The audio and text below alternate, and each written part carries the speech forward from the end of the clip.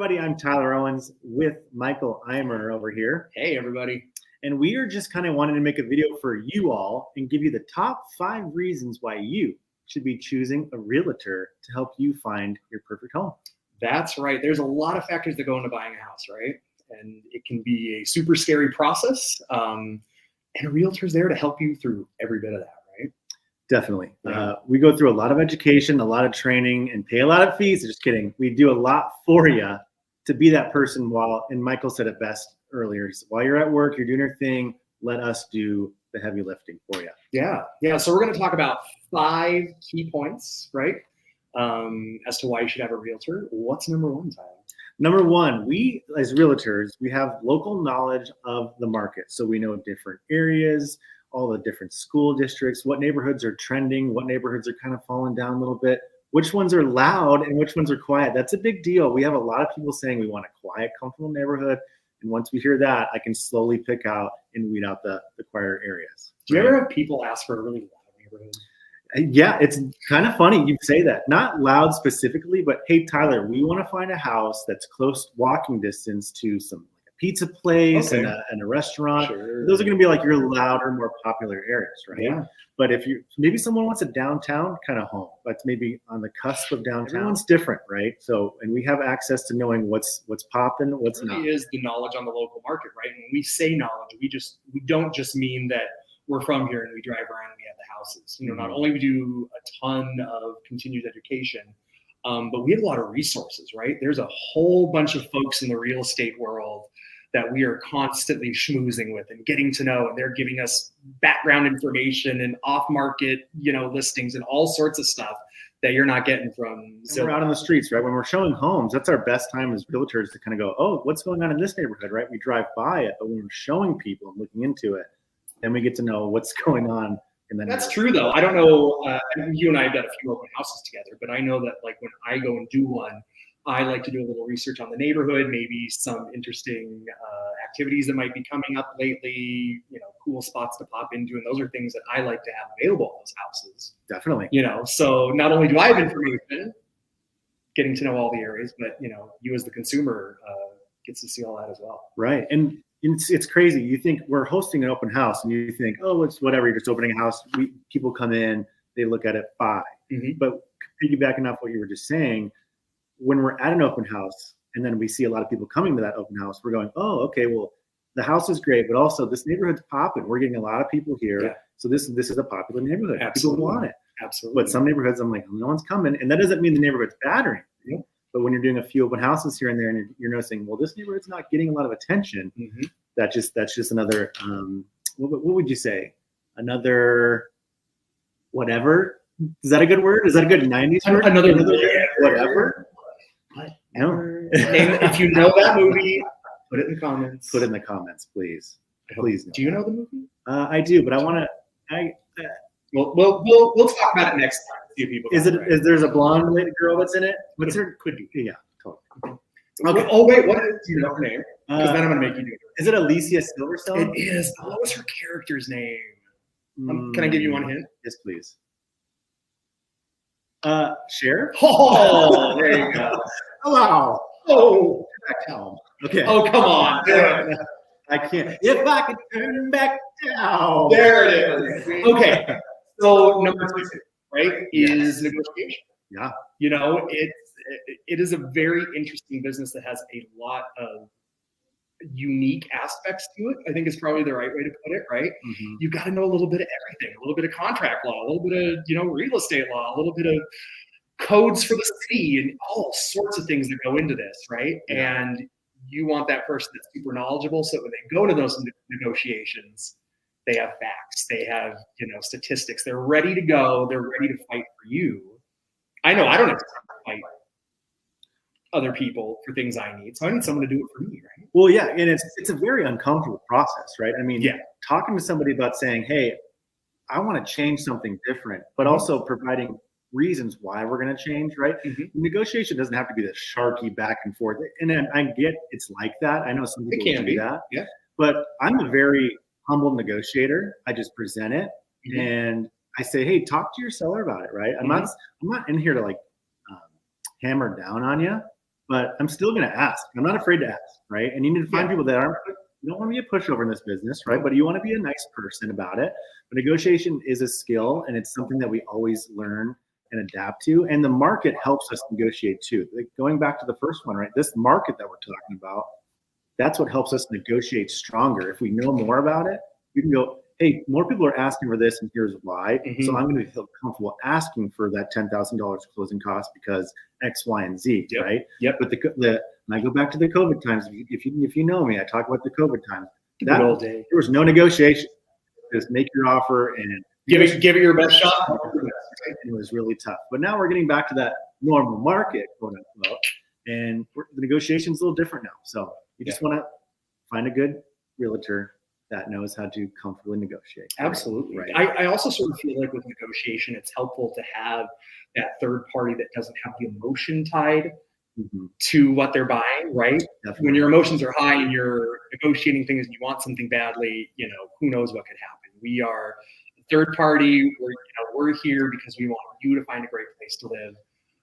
So our emotions aren't quite as heightened in that necessarily, which I think is really helpful as well. When it goes back to other videos and we've talked about too, but you want to interview your agent, and in that interview process, don't just talk about numbers in your house. Talk about things that make you who you are. Get to know each other better, because that helps me as a realtor. The more I know about you and who you are, it helps me negotiate stronger for you. Absolutely. Right? Absolutely. And if I don't know, someone might present, hey, Tyler, we want to ask you to do X, Y, and Z. I'm like, well, I don't know yet. Let me go talk to them really quick. I'm not going to speak for you. And I kind of have a little pet peeve about people that speak for their clients.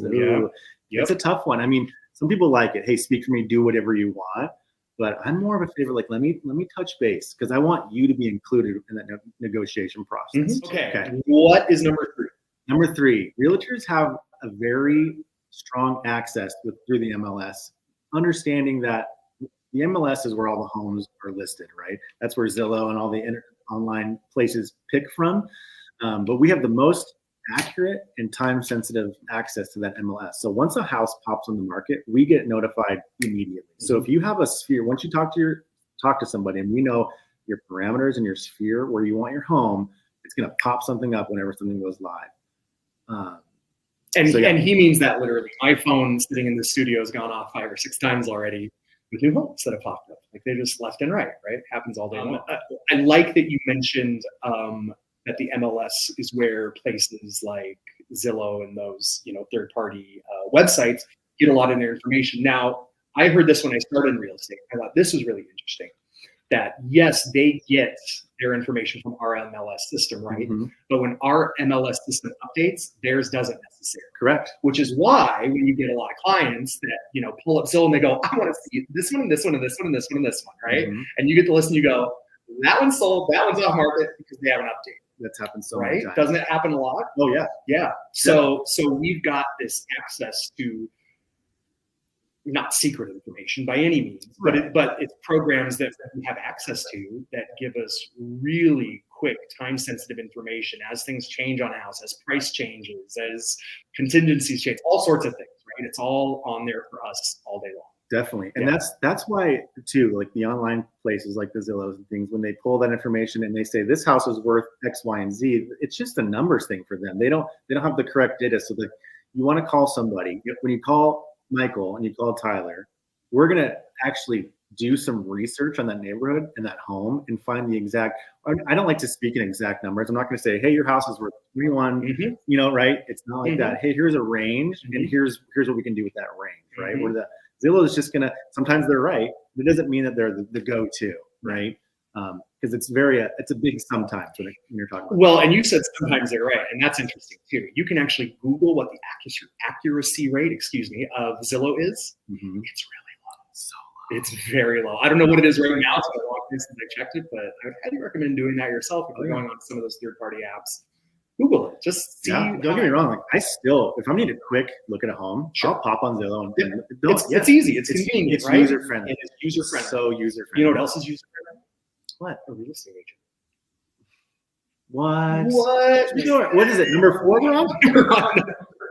Okay, cool. Yeah, so it's all about paperwork and legalities. I don't know how many of you out there have bought a home before, but if you see the contracts, holy cow. Yeah. Talk about a book. I mean, when I started, the agency I started with, where I actually met Tyler, in our workroom, there is an entire, cubby wall, I guess you'd call it, of contracts. Oh, yeah. I mean, I had no idea. I honestly had no idea getting into real estate. And when you walk in front of that wall and you go, oh my God, am I going to use all these? Never goes, yeah. Use some weird stuff. Yeah, it's incredible. And that's our job. Our job is to know those. I'm not going to tell you that I know every contract inside and out because they're always changing and it's always growing. And nobody does, right? Right. Even our designated brokers, they don't know everything. That's just, there's no way. Right? Oh yeah, totally. Yeah. But we have access to them. They're always changing. They're a book long when you write an offer. That's totally fine. I mean, I heard back in the, the old days, whatever, 90s, 80s, that's old days to me because I was born in 86. I think a common contract now is 35 plus pages. Just a very basic, I'm writing an offer. I have nothing crazy to it. 35 pages. Jeez. A lot of suing going on. A lot of suing going on. People want their money. They want money, and that's just how they're gonna. And that's just the world we live in. And sometimes people get what the hard part is. People look at this and go, "What's going on?" Yeah, and I'm like, "Don't." My typical response to that, and I'll just be frank, don't worry about it. Most of the time, it's just one person, complained about it or sued, and they won, and that is their story. This is not your story. You're talking about each section in a contract. Why is that there, right? Yeah. Right. Yep. Absolutely. It's sort of like when you watch those commercials for a new drug, and they're like, "Good cause," right? And they name everything, right? Like everything ever. You like sneeze? Yeah. Well, I probably am today. Yeah. Good call. Guarantee it. Right. So they're trying to cover themselves, which is what we're trying to do too. You also mentioned that we are constantly being educated on things. Yes. I don't think what a lot of people realize is that when you become a realtor, you're required in several different ways to finish a set amount of class hours in your first year, in your second year, to renew your license, do all sorts of things, right? Yeah. So we're putting in a lot of time. We're not working for you, doing open houses, doing our socials, doing community things. Definitely. There's a lot of that going on. Yeah, a lot of continuing education constantly. And there's a big change coming this January, month, I think, right? Well, we're learning about it. Yeah. So speaking of, we actually have a class later this month on some new contract changes that are coming, and you're welcome. We can't wait. And I'm joking because it's like school, and sometimes people don't like it, but I love learning about it. It is fun. But yeah, sometimes and it's essential, right? You gotta know. With constant change, you're just like, right? I'm just kidding. But wouldn't you rather us be snoring over than you? You just enjoy your little day with your little coffees and your little, don't get off the couch. Don't even worry about it. Yeah, just sip and go, and we'll just be. All right. So the last one we're going to talk about. Realtors have a lot of. They should, and if they don't, it's okay if they don't. People always grow, but we have a lot of connections and support that we have to do as realtors. Yeah. Right. Yeah. And so, for instance, and I think Michael can contest, but my goal as a realtor when I'm talking, because we get flooded. And it's okay. It's that we get flooded by title companies and lenders and other realtors, right? And we get flooded with, "Hey, meet me." At the beginning, you're talking to them and get coffee, but it takes a while to really find, hey, when I refer somebody to this lender, I know that when they talk to that lender's not going to go, "Hello, yeah, that's me." I want someone to go, "Hi, this is Tyler with whatever mortgage. How can I help you?" And they're going to go, "Hey, Tyler, my realtor referred me," and they're going to go, "Oh, no way." And then that's where that is. But not only are they nice to you and professional, they know what they're doing. So that's my job, is to find good connections and people that are smart, and then people that care about their job, right? And so, it's kind of nice because we kind of do all of the back work as far as all the relationships it takes for real estate to work. You connect with us, and we're going to get you lined up with the right folks that we really like to work with. If you like our personality, you're going to like the people's personalities that we work with, right? Yeah. I mean, honestly, I've met some really great folks through you, and I've met some independently. And Spokane has a ton of really knowledgeable people that just really want to help out. We're actually getting some great help today on this podcast. From a pro. So if there's anything that you are interested in knowing about in the real estate world, be sure to put that in the comments down below, and we'll go through those and build some more scripts for the future. Don't forget to like, subscribe, comment, share. We're trying to build a great business here so that we can help all of you in Spokane find your dream home. Right? And remember, I'm Tyler Owens. And I'm Michael Eimer. We're your Spokane, Washington Realtors, helping you get ready to live. That's so fresh, babe. I just steal it. I can't. I love to say it. You want to work? You want to do a different exit? Because you want us helping. What is it? What is your thing? Do your slogan. The journey home starts. Journey home starts with me, Michael Eimer. Those are my initials. Do you know how many times after? You know what's funny? I've heard you say it for the past few months, and I'm like, oh, his initials are M.E. Hey, it's been so great knowing you. Okay. Deuces.